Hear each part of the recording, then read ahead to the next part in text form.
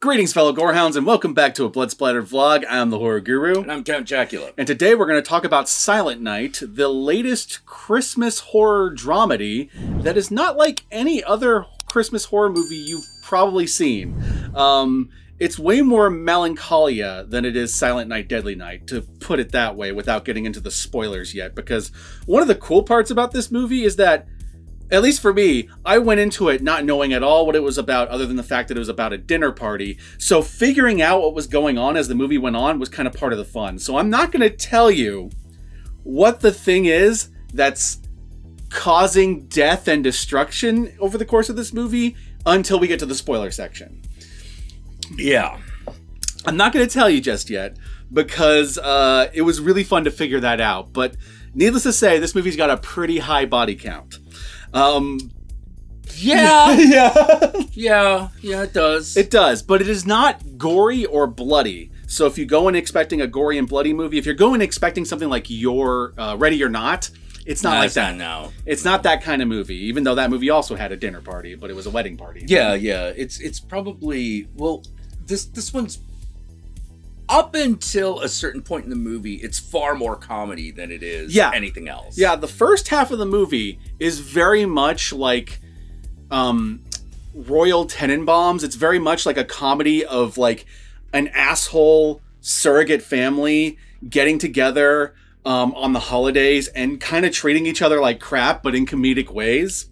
Yeah. The second half gets a lot more serious and a lot more dramatic and a lot more like dark and depressing, for lack of a better way of putting it. Yeah, it reminded me of a much better, oh god, what was it? Not The Big Sleep, but The Big Chill. It reminded me a lot of The Big Chill. That's actually a great comparison, because unlike a lot of Christmas movies, this is about a chosen family as opposed to like an actual family. Although there are like families within the chosen family. There are families within the chosen family. You know, it's a group of friends that used to hang out all the time when they're in their 20s, and now they're all adults, you know, and have kids and have spouses and stuff like that. And now they're all hanging out again. But early on in the movie, it becomes clear that all of them are dealing with shit from their pasts that they haven't gotten over with one another. Yeah. You know, like there's one character that is like super obsessed with this one guy that she really wanted to sleep with when they were back in their 20s, but he never slept with her, and everyone else slept with her except for him. Except for that guy, yeah. This is stuck in her craw. And of course, this leads to more comedic situations, because her husband, who's kind of a big stick in the mud, doesn't like the fact that she keeps talking about wanting to sleep with this other guy, which leads to these funny... it's kind of a little awkward. But over the course of the movie, one thing becomes very clear, even though at the very beginning of the movie, you don't really like anyone except for like a couple of the kids. Over the course of the movie, when you start to figure out what's actually going on, what the real premise of the movie is, all the characters' behaviors start to make more sense. Yeah, why they're all of a sudden so desperate, and why they seem to be acting like they're on a timeline. Exactly, because it's a situation where it's not like a normal Christmas horror movie where you have a family together and the family are just tearing each other apart because they're family. There's actually reasons why everyone's dealing with unfinished business in this movie. Yeah. And also why a lot of their resentments are finally boiling over the surface, because... reasons we'll get to when we get to the spoilers, but... yeah, probably the biggest name in this was Keira Knightley. Yeah, Keira Knightley's in this. She's one of the central characters. Her and her husband, played by Matthew Goode, who you might remember as Ozymandias in the Watchmen movie. There's also the dude from His House. The main character from His House is in this, as well as Johnny Depp's daughter. And... the kid from Jojo Rabbit is also in this. So this movie's got a pretty good cast of like just random assortment of people that all somehow work as old friends, weirdly enough. Johnny Depp's daughter plays the character who's kind of new to the group. Like she's the girlfriend that has just been meeting the group for like the second time maybe. Yeah. So she's kind of like the outsider, and she plays that really well. And this especially works because she's the only American of the group. Everyone else is British, because this is a British horror comedy, and she being American just makes her further an outsider to everyone else. Yeah. Everyone kind of treats her like she doesn't The other thing about this movie is that it's just full to the brim with social commentary. It is both talking about class issues with the way the upper class kind of mistreat and don't think about the lower class. That's brought up a lot. It talks about Brexit in a very roundabout way that is somehow roundabout, but also like really in your face. Yes. Yeah. There's also some other things in the social commentary I'll talk more about because I worry that if I mention them, it'll be a little bit more spoilery. Yeah, yeah. Like the big thing is, that's a reveal. That's a reveal. But yeah, this is full of social commentary, so it's not just asshole rich people being assholes to one another. It's actually saying something about that. So there's a lot to be said about the way well-off middle class to rich people within that bracket between middle class and rich, how they have all the means and the power, and yet somehow they constantly choose not to do things because not my problem. Not my backyard, not my thing. And how that often, leads to further problems down the line, as this movie shows. It's also really funny, especially the first half. It's also funny again at the very end. But that second half, I'm warning you right now, if you are in like a bad depressive streak, that second half may do a number on you. It's pretty, it's pretty dark. There's going to be two types of depressive person. There's going to be the depressive person who the darkness of this movie will speak to them on a level and it will just make the funny parts even funnier. And the second type of depressive person will just be put further down the depressive spiral. It's a good way of... This is very much The Big Chill meets Melancholia. Yeah, that's a great way to put it. It is also... okay, there's implied chicken death, but I don't think we ever actually see a chicken die, like, on screen in terms of animals dying. There are kids who die in this, so... There are dead children. If you like movies with dead children, 2 thumbs up here. If you're looking for a dark comedy that will make you laugh, but then also make you cry, this is definitely one to watch. It's also one that will get you thinking about some social issues, like I said earlier. It's definitely worth a watch. Unfortunately, I am running out of things to say that aren't spoilers, so I'm going to wrap this up soon. It recently hit VOD this month, so pick your streaming platform of choice that has it. You're most likely going to have to rent it on almost all of them, but it's worth a rent if you're looking for a movie to... a good family movie to enjoy for the holiday season, then this is the movie for you, with all the sarcasm. And with that said, let's move on to the spoilers and talk about what this movie's really about.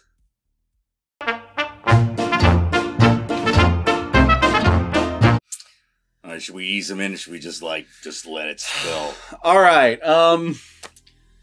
Yeah, let's just rip the Band-Aid off. If you're in the spoiler section right now and you don't want to know what fucking happens, stop right here. Just stop, because we're about to spoil it. And so here we go.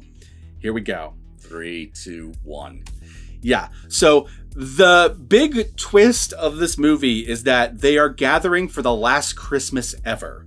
The last gathering they're ever going to have with their friends, because an ecological disaster has hit the Earth, and it has created this cloud that is spreading throughout the planet, and it'll eventually engulf the whole planet. And when it reaches their region, the cloud is filled with poison that will kill them. Yeah. In very slow, painful ways, as far as we're told at the beginning of the movie. Yeah. Not really told at the beginning of the movie, more like told at the middle of the movie. You're kind of figuring it out for the first half of the movie. You know that everyone in the movie knows, but the audience doesn't. Yeah, because one of the cool things the movie does at the very beginning is it has a lot of things that just feel slightly off or feel really off, but you're not quite sure what's going on, and you're kind of trying to figure out, okay, what's going on? Like, there's a point in which the characters just casually talk about, like, robbing one of the stores on the way to the party, and you're just like, wait, well, hold on, are these guys thieves? Are they criminals? Or like, what's going on? Is it a purge out there? What's going on? But none of them are like the type of people that you would expect to like be criminals or lifelong thieves. Like, they all feel like they're like upper class not upper class losers, but upper class like stuck up people. Twits. Yeah. Like they all like the guy that's talking about robbing the convenience store does not look like he's ever wielded a hammer in his life. Yeah, exactly. You know? And so there's some of the extraordinaries happen. Yeah. There's also like a weird exchange between Matthew Goode and his kids where he's like, where they're asking if it's okay that they can swear all the time or whatever. And you're sitting there going like, what makes this party special? Why are they allowed to swear at this party? It feels like for the party, they shouldn't be swearing or something, you know? Like it feels very weird and off. It's not something you expect from like a family gathering, even a chosen family gathering, like that kind of conversation. Yeah. Like you expect the dad to be like, you got to be on your best behavior while people are over. But instead he's like enabling them to just do what they want, and you're like, okay, so what's up with that? What's going on? There's also like a scene really early on where he's like scaring the chickens out of his yard, but they're clearly his chickens, and you're like, why? Yeah, why are you scaring them out in the yard? And they have like casual conversations about like, if the coyotes get him first, it'll be a blessing. And you're like, first? What does that mean? What are you talking about? What are you talking about? And so it all comes to a head at this dinner scene where they're actually sitting down and having the dinner part of the dinner party, and Johnny Depp's daughter, the American new girl of the group, has a moment where she starts breaking down because it's very obvious that everyone's keeping what's really going on from the kids. Yeah, no one's actually talking about what's going to happen. Yeah, no one's talking about what's going on, but everyone looks like they're on the brink of like some sort of meltdown of their own, and no one's telling the kids like the truth. Yeah. And you're sitting there going like, what is the truth? What's going on here? Are you guys all got a suicide pact? What is this shit? Yeah. You know, because it's starting to sound like some sort of suicide pact or something. Almost. And that's when she basically, the kids actually end up revealing that they actually do know what's going on, and the parents didn't tell them, but they figured it out because they have cell phones. Yeah. That the planet's going to die, and everyone's going to die on it, and the government has supplied all of them, the citizens with wealth, these exit pills, and the pills will give you a quick, quiet death that is painless, so you will not have to suffer when the apocalypse happens. And this is their last night because the thing's going to hit them in the morning, so they're going to have a party throughout the night, and they're going to take their pills, and they're all going to die. That's the premise of the movie. Yep. That's what's going on. And if you caught there that I called that they refer to them as exit pills in this movie, that's because all the imagery and everything surrounding the exit pills and the government response to the end of the world is all commentary on Brexit. Oh yeah. This movie very much dives into commentary on Brexit, as well as into how, as a secondary thing, how the governments of the world have failed to take the environmental issues seriously. Yeah. Complete and total failure. Yeah, exactly. That they have failed to take climate change seriously. They have failed to take any of these ecological disasters seriously. And as a result of that, we're now all paying the price. And the only response the governments have to that is, well, kill yourself. Yeah. You know, this movie was actually made before the pandemic. Yeah. But it was released afterwards. So it's got... So the first thing that you have to understand is it's not an anti-vax movie at all. No, the filmmaker specifically said that they did not intend for it to be an anti-vax narrative. In fact, that's one of the unfortunate side effects of them making the movie the way they did, was that they look at it and go like, oh shit, now people are reading it as anti-vax. That's not what we intended. We actually wrote and made this pre-pandemic, but now here we are. Yeah, exactly. Because the message is that the government is taking the easy way out. Yeah. Instead of doing anything about the situation, instead of trying to find any way to fucking survive, the government's using the most extreme option available, which is also the laziest option available. Yeah. Which is very much supposed to be a parallel to Brexit. Instead of trying to make EU work, instead of trying to do anything or whatever, we're going to take the easy way out and just fuck off and go, which actually turned out to be more work. Yeah, of course. And made things more complicated and worse. Yeah, of course. Way more painful, way more work to do it this way. But the other part that it has on there is the parents constantly saying to the kids throughout the movie that we thought we were doing a good thing. We were doing this whatever, which very much mirrors the conversations between the older generation and the younger generations over Brexit, where there's like, what did you do? Yeah. Why did you do this? What the fuck is wrong with you? You have all ruined our futures, you know? And like, there's conversations like that throughout the movie. Yeah, and I imagine in Britain, that's probably like, that's even, this is going to sound fucked up to say, but that's realer than even the ecological, the ecological like problems that we're going to face, because that's way more personal. Oh yeah, yeah. It's also more direct right now. Yeah, way more direct. It's like, whoa, wait a minute. You're going to ask us to do this, right? That seems like a bad idea. Yep. Why are we doing this? You know, but you can't do anything because you're kids. Yeah, yeah. I also like that the basic premise is kind of like The Happening, but done way better. Where you basically have the planet turning on the populace. It's just like, where it's just like, no, just gonna die. Just gonna kill you. This is it. But one of the interesting things about the movie is you have this whole thread where everyone's gonna take the pill and die, but some characters are on the fence of whether or not they're gonna take it.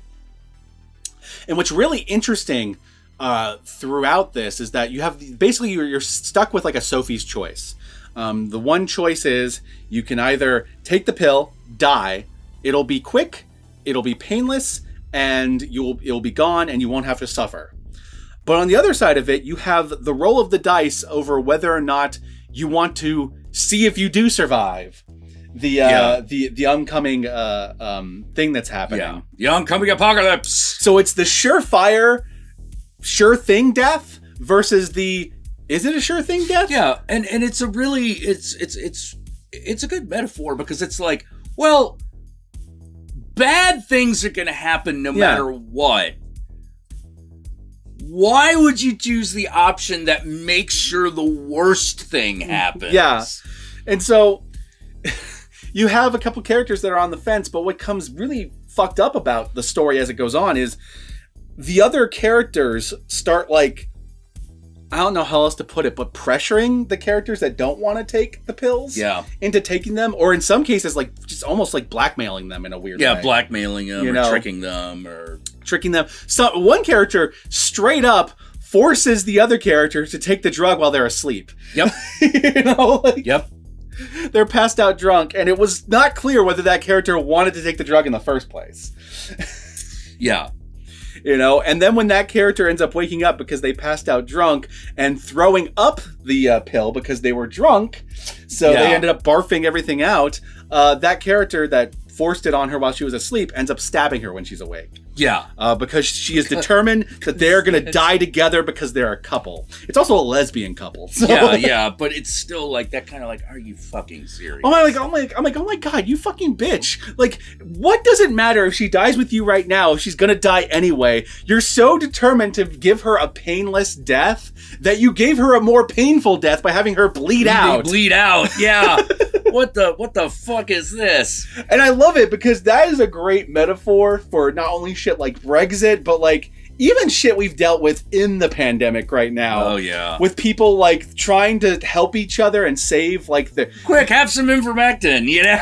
How many parents are trying to protect their kids by not doing the thing that would protect them? Yeah. And instead making their lives worse. Like I thought this was a great metaphor that worked on different levels, but I can also see how a certain subsect of the population that watches this movie is going to misread it as an anti-vax story. Yeah. Because it's not a hard mistake. Because it's very much a distrust of the government story. Yeah. And the pill, I can totally see someone going like, oh, the pill's a metaphor for the vaccine. Except it's not really a good metaphor for the vaccine because the vaccine doesn't kill you. Yeah. The vaccine is not intended to end your life. It's supposed to give you some protection against the virus, not end your life. So it doesn't really work, but I can also see how like a certain type of conservative watching this movie will twist it that way when they watch it. Yeah. Well, even I, who's not very conservative at all, was kind of wondering, is it going that way? Is it going that way? You know? Yeah. So it wouldn't be that hard to make that error. Yeah. But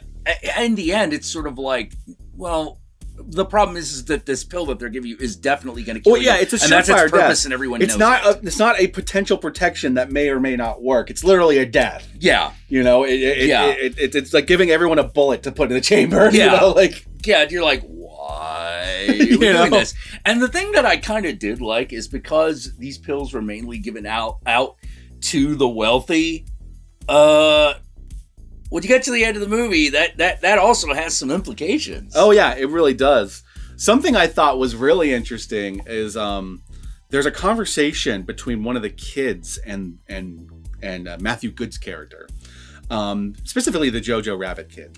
Well, because he, throughout the movie, is kind of like the weird voice of reason throughout the movie, because he's sitting there going like, well, how do we know that people for sure die after this? They haven't, because everyone's scared of the cloud, no one's actually gone in and tested anyone that was on the other side of the cloud. Right. You know? Right. So there's this big question of like, are they all dead on the other side of the cloud? Or is there a survival rate? Is some people immune? Or like who knows? You know, like do we know? And so he's the only one that's actually like questioning anything. But he also is distraught because he basically finds out that the government gave out the pills to basically only the wealthy citizens. And so poor people and people that weren't considered citizens and don't exist as far as the government is concerned. So people that are there on like, I don't know what the British equivalent of a visa is, but like people that are just immigrants that are there that aren't specifically citizens yet. Yeah, I think they do still use the visa system. Yeah, whatever it's called. They didn't get any fucking pill. They didn't get any government assistance whatsoever for this. You know? And the kid thinks that's fucked up. And Matthew Goode's just like, well, that's just, you know, it's the way the world works. You know, it's better that way. And you can totally tell it's like the person who's young and is seeing the problem with the system, and the adult who has given up and just kind of accepted the system because they have bought into the system. They are benefiting from the system. They are getting all the wealth from the system, so they don't want to change the system. You know? Right. You know, and I thought that was a really good conversation, and it like kind of spoke to like where this movie's coming from, especially with the whole Brexit thing, because part of the reason why a lot of people decided to do Brexit was because of xenophobia. Like, you know, straight up. You know, a lot of the propaganda that came into Britain during the time of Brexit was all about the my God, do you want Syrian refugees? Yeah, the dangerous immigrants. Yeah. You know? So the conversation about like, hey, it's fucked up that we have all this immigrant population that is not getting any of the benefits that we are right now. Yeah. Oh God, I remember talking to Film Brain right after the vote happened, and his words were, I feel like my country just decided to commit suicide. I felt the same way when Trump became president. Yeah. You know? It's just... Yeah, but the difference is that we can elect a new president. Yeah, but for some reason, Britain was just fucking hell-bent on this course of action. Yeah. To the point where it's like, well, it's really a non-binding. So you're like, well, then not bind it. It's clearly a bad idea. I apologize to any British viewers of this vlog that is getting PTSD right now from the last few years. But this movie will do that for you, because this movie is talking about that in a very indirect and yet completely in your face way. Yeah. And probably the most intense scene of the movie is when the kid is like, nah, fuck it, I'm going out in the cloud. I'm going to find out. Yeah. He decides to just run away. And I love that scene because he had just argued with his parents because he had decided that he's not going to take the pill. And his parents are like, no, you're going to take the pill. Like, we're your parents. We know what's best for you. And I'm sitting there going like, wait, hold on. If the kid's going to die anyway, what do you care if he takes the pill or not? Like, I get that it's going to be more suffering if he doesn't take the pill. But the end result is the same. Everyone's going to die. Was it more important for you to make the decision if he dies? Yeah, exactly. Because his whole thing is like, I don't want you to make the decision if I die. Like, just because you're my parent does not mean you get to decide if I live or die. Yeah. You know, I'm gonna take the chance. If I'm gonna die, I'm gonna die on my terms. You know, and like he runs out into the fucking into the street. While the cloud like hasn't come, but there's these precursor little tornadoes that come that indicate the cloud's coming. Yeah. I ends up getting hit by one of those, and ends up getting infected with the thing, and is the first character to die. After that, everyone ends up having their own suicide moments, including the one where the person just straight up murders her girlfriend. Yeah, because she's determined to have her die with her, which is just so fucking selfish. Yeah, and fucked up. Yeah, just Jesus Christ. You have the little girl who goes to run and get her doll and then comes back in and her parents are already dead. Yeah. You know, and then she's slowly dying. It's so dark and fucked up, but it's also really funny. Like this whole scene where they're about to like Matthew Goode and Keira Knightley's family are about to commit suicide. But the kids will not take their pills unless they have the same Dr. Pepper with the same amount of liquid in it because they're twins. Yeah, and the thing is that under reasonable circumstances, this would be a stalling technique. Yeah. But it's not. No. They're just assholes. Because those two kids have bought into everything, whereas the other kid who's already dead at this point has not. Or did not. So Matthew Goode is like going back and forth, and he's slowly losing his mind because like he's about to commit suicide and kill his whole family, and he's like losing and having to go back and forth to get the sodas, and then like one of the sodas spills everywhere, so he has to get another one. He has to go back and forth, and it is hilarious. It's also dark as fuck because you're watching him break down the further this goes on. The thing that's kind of great about the movie is as much as you get everyone's predicament. Yeah. With a couple of exceptions, you're not really sad that they die. No. Even though, as the movie goes on, you understand more where they're all coming from. Like, why so many of them are, like, their hang-ups are boiling over the surface, or I'm never going to get a chance to fucking even think about this again unless I say it now, you know? Yeah. And all the people's resentment towards one another actually going like, well, I'm going to finally tell you how much I hate you because... this is the end of days. Fuck it. You know, it all makes sense now. Now that you know what's going on. But this movie is not done with the humor. No, it has an amazing punchline ending. Amazing punchline ending. So everyone fucking takes their pills or is stabbed. Johnny Depp's boyfriend basically, she was not going to take the pill, but her boyfriend is basically just like blackmails her into taking it. Yeah. You know. Yeah. And so they both take the pill, and everyone takes the pill, and everyone dies. Yeah. The green fog rolls. The fog rolls over, and we flash forward. I don't know if it's the next day or a couple days later. Yeah. It's definitely dawn though. The fog has taken over the planet, and snow has started. So it's now a nice white Christmas. You have Christmas music playing. You're going over all the bodies in the house. And eventually you finally land on the final body. And that is the kid from Jojo Rabbit. The one who went outside. The only one who was infected with the virus and didn't take the pill. His eyes open and he wakes up. Yeah, he lives. Credits. And I laughed so fucking hard because that was so dark and yet so hilarious and so perfect. Oh, yeah. He's like, you know what? Maybe I'll live. I'll try, you know. A whole movie take some chances, you know. Okay. A whole movie of a bunch of asshole rich friends shooting themselves in the foot, and then at the very end, the fucking kid actually fucking lives, and he's the only one who didn't take the pill and actually got infected by the thing. Like, yep. Yeah, turns out you might be able to live through this. And now you're sitting there going like, oh, so all those immigrants that, you know, that like didn't get the pills and had to suffer through a thing, that they might all be alive if they didn't like put bullets in their heads. Yeah. Is that the chances of like the poor and the disenfranchised being alive at this point is much greater than being the privileged. So now what happens? Even if 50% of them end up dead or something like that, there's still a percentage that lives, and they're the ones that are going to continue. They're Britain now. Yeah. You know, they're just Britain now. It's beautiful. It's a beautiful fucking ending. I know some people told me that the ending, like, fucked them up.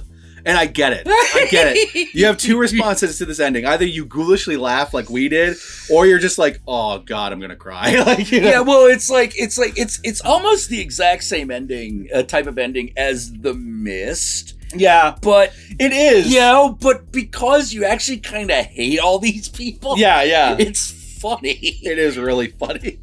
Whereas in The Mist, you're just sort of like, oh no, you want that whole main cast to keep living. Yeah, you want them to survive. Yeah, they're trying so fucking hard. Yup, absolutely. You know, and you're just like, oh God, if only they hadn't given up at that one moment. They lasted 5 more minutes. Yeah, 5 more minutes. 5 minutes. Oh man, yeah. Yeah, but like this one is just sort of like, well, that's what you get. Yep. And I laughed my ass off, my fellow Gorehounds. Man, I laughed so hard. It was beautiful. It was beautiful and perfect. I cannot recommend this movie enough for the people that think they can handle its subject matter. Yeah. It's not a particularly gory movie. It's not. And for most of the movie, it doesn't even feel like a horror movie. It feels like a drama comedy. Yeah. You know, like I reference The Big Chill for a reason. Yeah, exactly. You know, it becomes a horror movie towards the end when people really start to like turn on each other and blackmail each other. I particularly appreciated this movie because I actually hate The Big Chill. That's fair.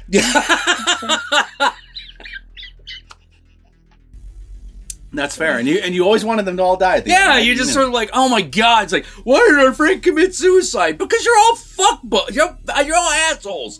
It's sort of like imagine. So sorry, I just got to go on this rant because I'm like, The Big Chill is basically, what if the last episode of Peanuts was everyone gathering together wondering why Charlie Brown committed suicide? Have you not been paying attention? Yeah. Oh my god, it's because everyone's around you is an asshole, Charlie Brown. Fuck him. Yep. Oh man. But yeah. This movie also kind of has that, but it has that beautifully cynical, sarcastic ending, which I love. Yeah. It reminds me of like the ending of like Return of the Living Dead or something. Oh yeah, but like completely in reverse. Yep. 100%. Oh yeah, no, it's kind of beautiful, and I find myself going like, yeah, this actually does reflect my attitude about the oncoming ecological disaster, where I'm like, is it gonna be bad? Oh yeah, this is gonna be bad, but I could either brace for it or submit to despair. Yeah, and fair, yeah. I've got enough internal despair that I don't need. You don't need more. You don't need. I don't need submitting that external despair. Forget it. That makes sense. Especially since how many of these characters make really bad decisions because of their despair. Yeah, exactly. Well, I mean, it's the thing that people don't understand is what the noble Buddha is saying, which is, suffering is the cause of your problems. Mm-hmm. It's not your problems are there. Yeah, they're there. If you don't have a leg, walking's a problem. Yeah, that's a problem. But the suffering over whatever is happening is going to do so much more damage. Yeah, it makes sense. And that's part of it's a philosophy that I think is going to do the East very well in the future. Oh, I guarantee it. I guarantee it. Absolutely. So anyway, my fellow Gorehounds, I recommend Silent Night. Do not mistake it for the Silent Night, Deadly Night remake, which is also called Silent Night, which I like that movie, but it's not this movie. If you're looking for this movie, that one's just a straight up slasher movie, which is fun in its own right. Anyway, where can they find you, Count Jackula? Oh, you can find me at Twitch at twitch.tv/count_Jackula, where I stream every Thursday and Sunday at 6 p.m. Pacific Standard Time, as well as other times during the week. If you would like to be alerted right when I go online on Twitch, you can follow me on Twitter at CountingJack. Sorry, it's not all the same. It used to be, long story. Yeah. And then after that, if you just want to see me post pictures of myself, random memes I find, and my cat, which is also the same cat that he takes pictures of, you can follow me at Satanic Jackula. And you cat-stealing bastard, how about you? Y'all know me. I'm the Horror Guru. You can find me at the Horror Guru on Twitter, on Twitch, on Instagram, and Facebook. Just look up the Horror Guru or Blood Splattered Cinema, and I'll be there. Be sure to like, comment, and subscribe, and don't forget to ring that notification bell so that you're notified of my videos immediately upon their upload. And if you would like to help out either of us more directly, then be sure to check out our Patreon pages. And remember, if you decide to go the Patreon route, even $1 a month can go a long way. I don't know why I'm stumbling all over my words today. It just seems to be a thing. One of those days. And if you made it, what would be a good hashtag for this one? Like,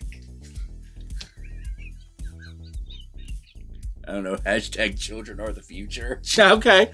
If you made it this far into the vlog, then I want you to comment below, and be sure to comment below using the hashtag children are our future. use that hashtag and work it into your comment however you please. That way I know, that way Jack knows, and that way the whole world knows you watched this vlog all the way through. And with that said, my fellow Gorehounds, we got 2 more vlogs to record this week of very weird but awesome movies. So you got that to look forward to. And peace out. I was going to smack those 2 twins. Oh, yeah. Just God damn. Oh, the fucking little girl who was basically like, what's her name? She was basically Veruca Salt. Veruca Salt, yeah. Basically Veruca Salt. I want to Noompa Loompa now. Oh god, I was just waiting for her to die, and she was one of the last ones that broke. Make you wait for it. Yeah. Make you wait for it.